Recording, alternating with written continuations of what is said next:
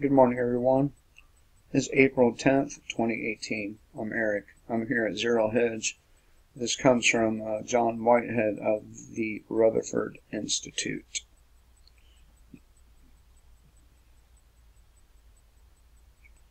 As a nation, we have a tendency to sensationalize cultural icons and death in a way that renders them non-threatening, antiseptic, and easily digested by a society with an acute intolerance for anything controversial, politically incorrect, or marred by imperfection.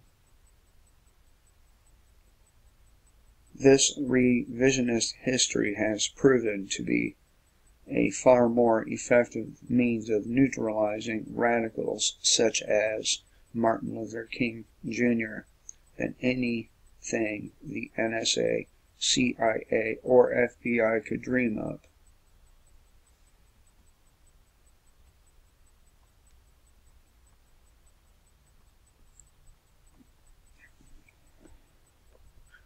This was a man who went to jail over racial segregation laws, encouraged young children to face down police dogs and water hoses, and who urged people to turn their anger loose on the government through civil disobedience.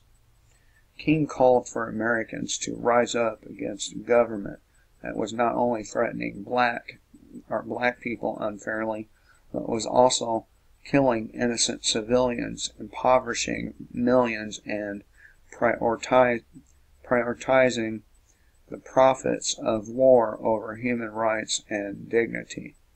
King actually insisted that people have a moral responsibility to disobey unjust laws.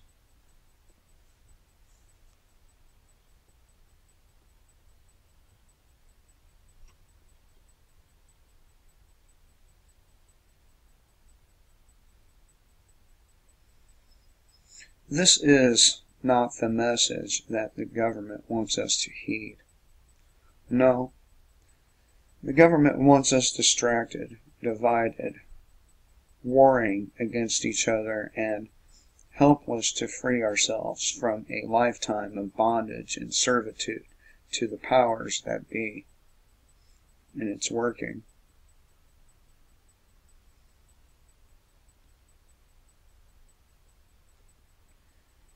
In life, King was fiery, passionate, single-minded in his pursuit of justice, unwilling to remain silent in the face of wrongdoing, and unafraid of offending those who might disagree with him. In death, King was or has been reduced to a lifeless face on a stone monument, mute, immobile, and powerless to do anything about the injustices that continue to plague the nation. America hasn't learned a thing.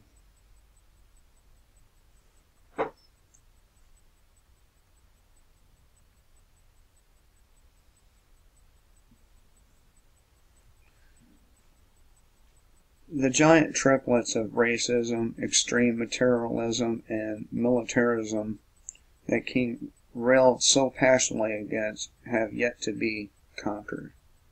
In fact, the evils of racism, extreme materialism, and militarism have gotten us in a death grip.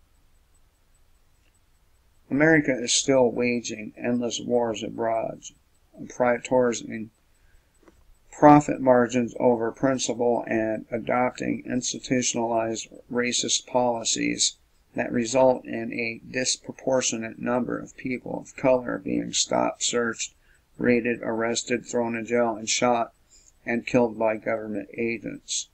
Let me stop right there. Black people, you're not the only victims of the police. Even though this article focuses on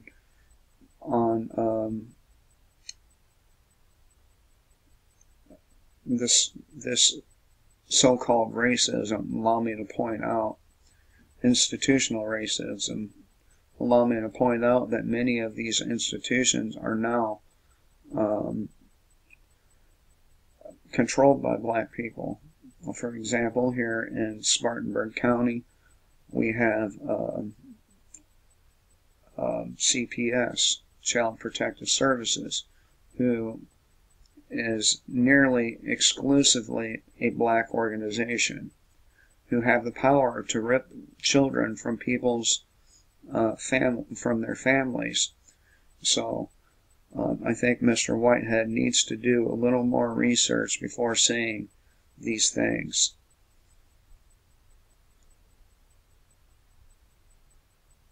But I'm not here to argue with anybody about racism, perceived or real. I know it does exist. I know there are racist people out there, but I also know that these racist people stand on both sides.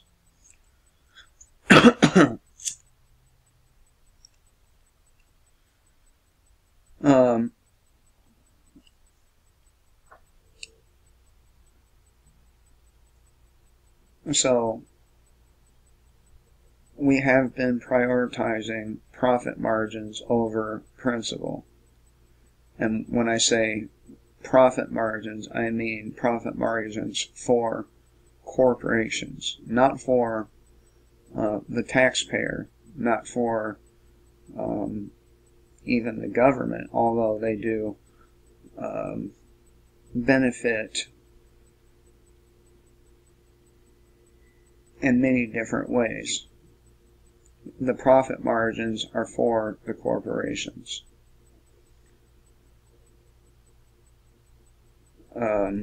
50 years later, we have compounded the evils of racism, materialism, and militarism with ignorance, intolerance, and fear.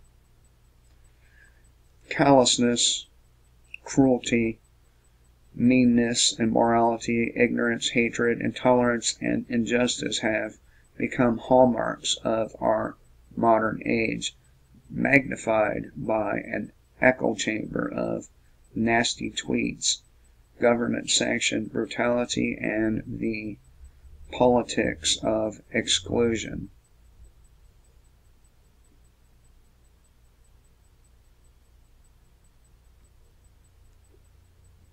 We, the people, have become, we, the police state.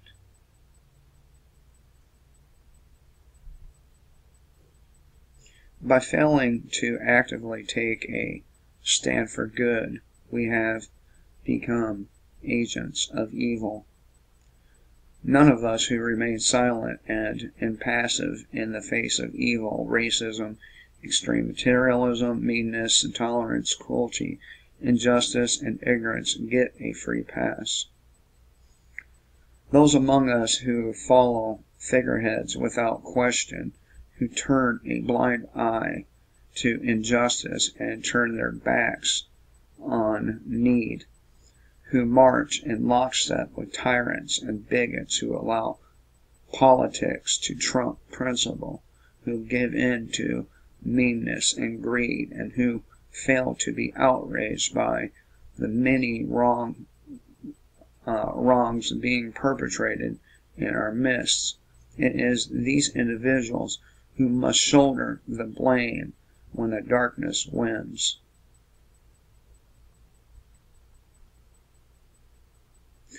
Darkness cannot drive out darkness. Only light can do that. Hate cannot drive out hate. Only love can do that. King sermonized, damn it. The darkness is winning.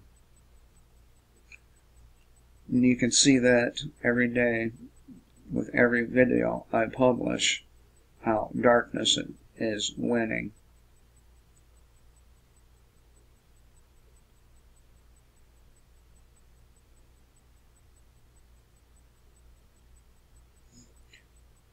It's winning in our communities. It's winning in our homes, our neighborhoods, our churches, and synagogues, and, worst of all, government bodies.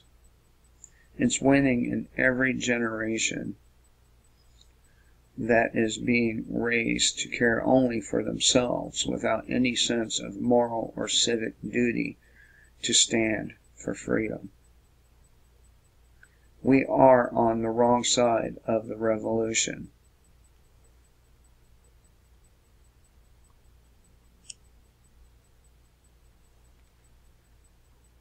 And this is what I talk about every day. The wrong side. The only people who are on the right side are those in the middle.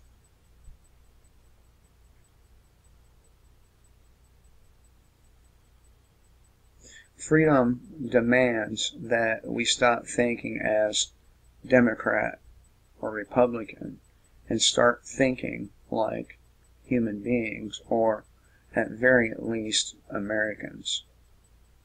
Freedom demands that we not remain silent in the face of evil or wrongdoing, but actively standing against injustice.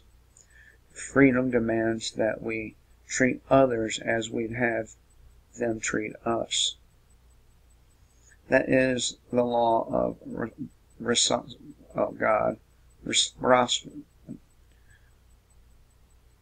reciprocity, also referred to as the Golden Rule, and it is found in nearly every world religion, including Judaism and Christianity. In other words, if you don't want to be locked up in a prison cell or a detention camp, if you don't want to be discriminated against because of the color of your race, religion, politics, or anything else that sets you apart from the rest, if you don't want your loved ones shot at, strip searched, tasered, beaten, and treated like slaves, if you don't want to have to constantly be on guard against government eyes watching what you do, where you go, and what you say, if you don't want to be tortured, waterboarded, or forced to perform degrading acts, if you don't want your children to grow up in a world without freedom, then don't allow these evils to be inflicted on anyone else, no matter how tempting the reason or how fervently you believe in your cause.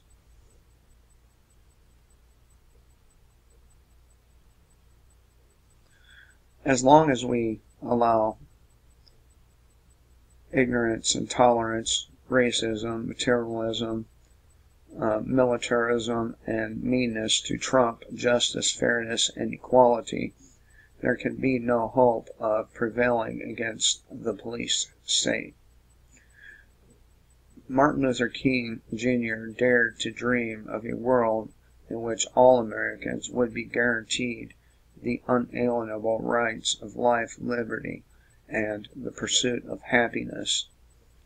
He didn't live to see that dream become a reality. It's still not a reality. We haven't dared to dream that dream in such a long time. But imagine.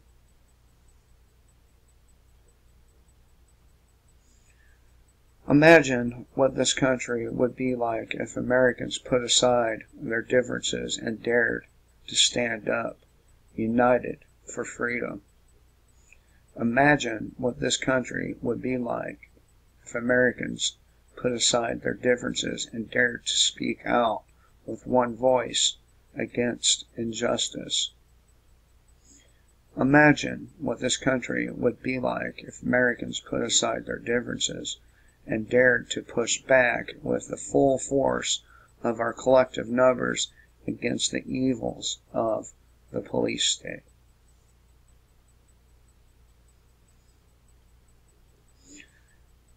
As I make clear in my book, Battlefield America, The War on the American People, tyranny wouldn't stand a chance.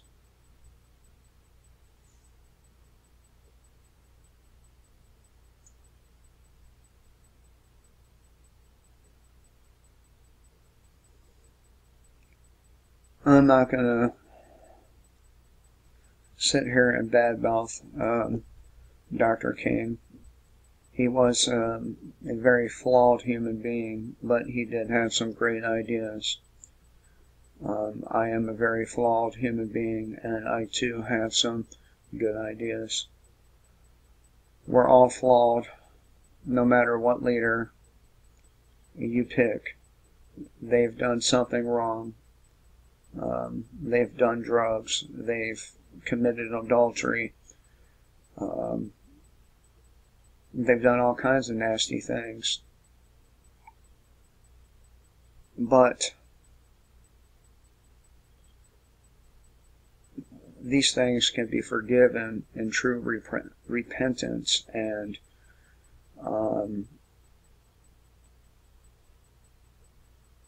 we could stand together, not apart, against these tyrants who are stealing everything from us.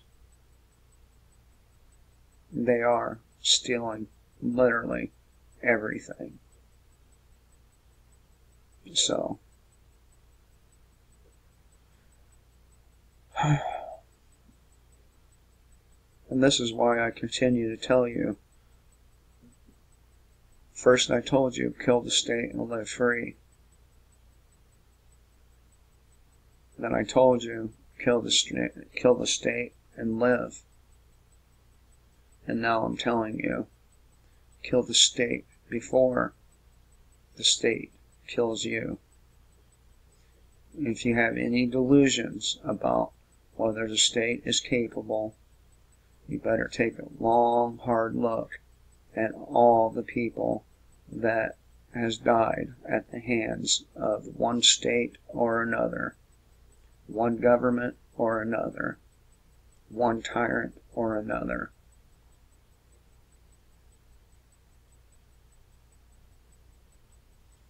You see,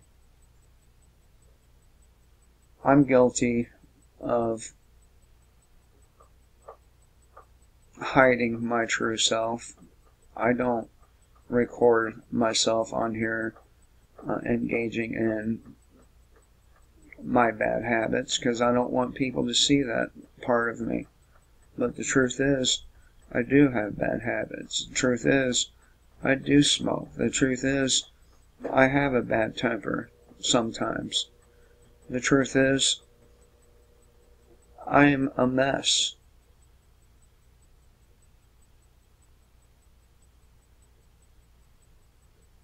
So,